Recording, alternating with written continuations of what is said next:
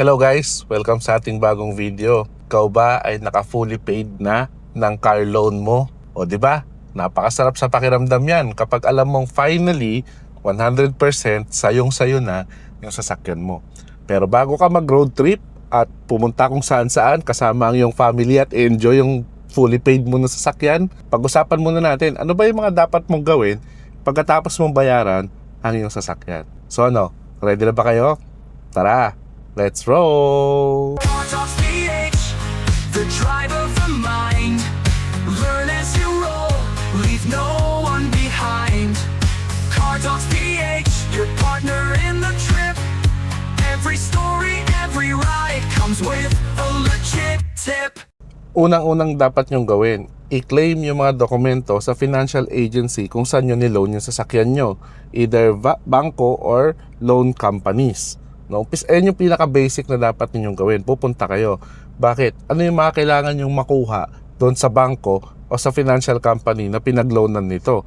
Usually, after 3 to 4 weeks ng pinaka-last na bayad ninyo, magiging ready na ito.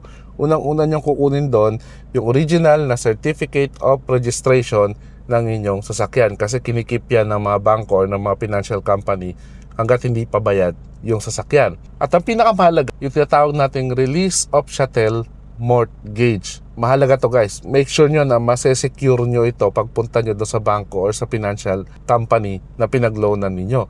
Kasi kailangan nyo to para masigurado ninyo na talagang sa wakas, fully paid na yung loan ninyo sa inyong sasakyan. Para tong love letter ng bangko sa inyo na sasabing, o sige, tapos na tayo. Wala na tayong relasyon. Parang ganun siya. Kaya make sure nyo na meron kayong release of chattel mortgage.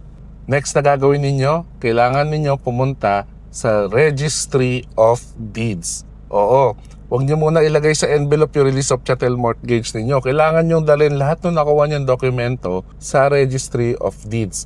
Ngayon, makikita nyo naman yun doon sa release of chattel mortgage ninyo mula sa bangko or sa financial institution kung saang Registry of Deeds nakaregister yung inyong sasakyan.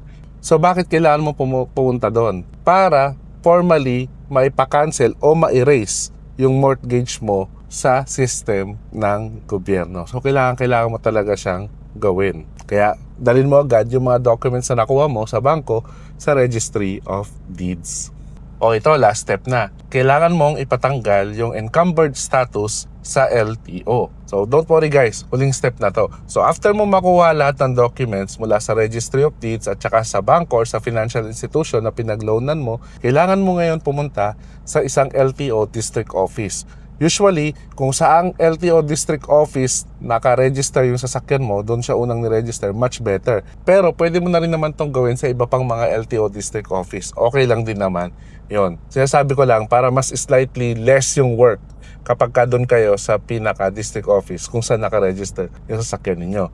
So, ang gagawin nyo doon, ipapasa nyo lahat ng documents mula sa Registry of Deeds at saka sa financial institutions na pinag-loanan ninyo para matanggal ng LTO yung status na encumbered sa inyong certificate of registration para talaga sa inyo na nakapangalan at wala nang sabit o wala nang butas yung documents ng inyong sasakyan. So bakit ito mahalaga? Kasi tandaan niyo guys, kapag ka nakalagay pa yung encumbered, no, mahirapan kayong ibenta yung sasakyan ninyo just in case gusto niyo siyang ibenta kasi nagmumukhang meron pa siyang utang sa mga financial institutions. Kaya kailangan magawa na ninyong mapatanggal to right away after nyo ma-process yung iba pang mga steps nito.